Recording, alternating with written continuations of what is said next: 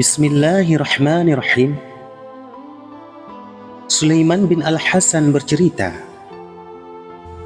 bahwa Ibnul Mubarak pernah berkisah, pada suatu hari saya pergi ke Mekah dan ternyata waktu itu orang-orang mengalami kekeringan dan memaksa mereka mengambil air minum di Masjidil Haram. Waktu itu saya sedang berada di tempat yang terletak di sebelah pintu Bani Syaibah. Akan tetapi, tiba-tiba ada seorang budak berkulit hitam datang. Dia mengenakan dua helai kain kasar, satu untuk menutupi tubuh bagian bawah, dan satu lagi dia letakkan di pundaknya. Dia memilih tempat tersembunyi, yaitu di sampingku. Waktu itu, saya mendengar dia bermunajat, "Wahai Tuhanku, wajah-wajah menjadi kusut oleh banyaknya dosa-dosa dan perbuatan-perbuatan jelek.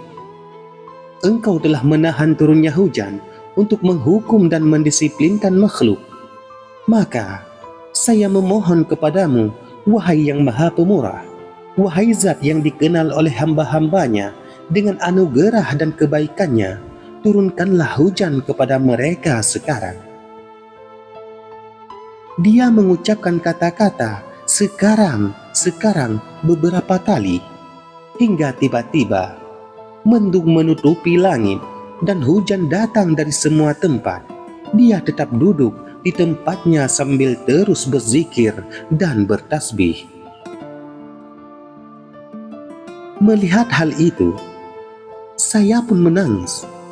Kemudian setelah itu, dia beranjak pergi, lalu saya pun mengikuti untuk mengetahui di mana tempat tinggalnya.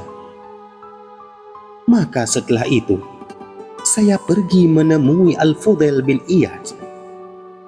Al-Fudail berkata kepadaku, "Saya melihat engkau tampak bersedih. Ada apa?" Kemudian aku menjawab, "Ada seseorang telah mendahului dan mengalahkan kita dalam meraih kedudukan mulia di sisinya." "Apa sebenarnya yang telah terjadi?" tanya Al-Fudail penasaran. Lalu, saya menceritakan kejadian yang saya saksikan. Mendengar hal itu, Al-Fudail langsung berteriak dan terjatuh. Lalu ia pun berkata, "Wahai Ibnul Mubarak, bawa saya kepada orang itu sekarang juga." Kemudian aku menjawabnya, "Waktunya sangat sempit. Saya akan menceritahu dulu siapa orang itu sebenarnya." Dan pada pagi harinya, saya pergi ke tempat orang tersebut. Di sana, saya melihat orang tua sedang duduk di pintu, dan ketika orang tua itu melihatku, dia itu sudah kenal siapa aku. Kemudian dia berkata, "Selamat datang, wahai Abu Abdurrahman. Ada yang bisa saya bantu?" Kemudian aku menjawab, "Saya ingin bertemu dengan seorang budak berkulit hitam." Ia pun menjawab, "Baik, saya punya beberapa budak berkulit hitam. Silahkan engkau pilih mana yang engkau suka." Lalu, dia mulai memanggil budaknya yang berkulit hitam satu persatu.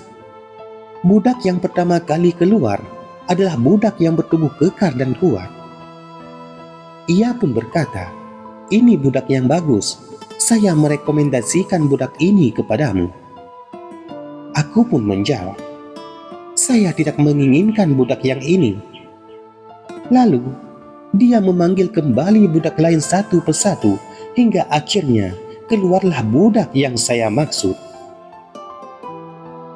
Ketika melihat budak tersebut, mata saya berkaca-kaca, lalu saya duduk. Si majikan itu bertanya, "Ini budak yang engkau inginkan?" Kemudian aku menjawab, "Iya, betul." "Budak ini tidak akan saya jual," jawabnya.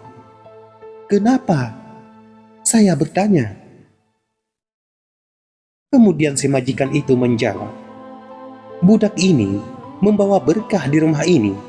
Dia tidak pernah merepotkan saya dan tidak membebani perekonomian saya. Lantas, dari mana dia makan? Tanyaku. Ia pun menjawab, dia makan dari hasil bekerja memilin tali, lalu dia jual dengan harga setengah danit, terkadang kurang ataupun terkadang lebih. Jika hari itu tali buatannya itu belum laku, maka dia melalui harinya itu tanpa makan. Budak-budak yang lain juga memberitahukan kepadaku bahwa budak ini sedikit tidur malam, jarang bergaul dengan mereka, dan lebih suka menyendiri. Hatiku pun jatuh cinta kepada budak ini, kata si majikan menjelaskan panjang lebar alasan kenapa dia tidak ingin menjualnya. Kemudian, aku pun berkata, apakah saya harus kembali menemui Al-Fudail bin Iyas dengan tangan kosong? Si majikan menjawab, karena engkau telah menempuh perjalanan yang cukup jauh, maka saya rela menjualnya kepada engkau dengan harga terserah engkau. Akhirnya, budak tersebut saya beli, lalu saya membawanya ke rumah Al-Fudail bin Iyas. Baru berjalan beberapa saat, si budak berkata, tuanku. Aku pun menjawab, labbaika.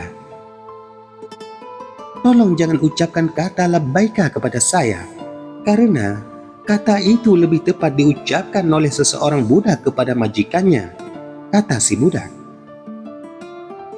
Kemudian aku pun berkata kepadanya, ada yang bisa saya bantu wahai orang yang saya kasihi? Budak itu menjawab, saya adalah budak yang memiliki fisik lemah. Saya tidak bisa bekerja melayani secara optimal. Tadi, engkau ditawari budak-budak lain yang lebih kuat dan kekar. Kemudian aku berkata kepadanya, saya tidak ingin diriku dilihat Allah sedang mempekerjakan dirimu. Akan tetapi, saya akan membelikan sebuah rumah untukmu, menikahkanmu, dan saya sendiri yang akan melayanimu. Mendengar hal itu, dia pun lantas menangis. Kemudian, aku bertanya kepadanya, kenapa engkau menangis?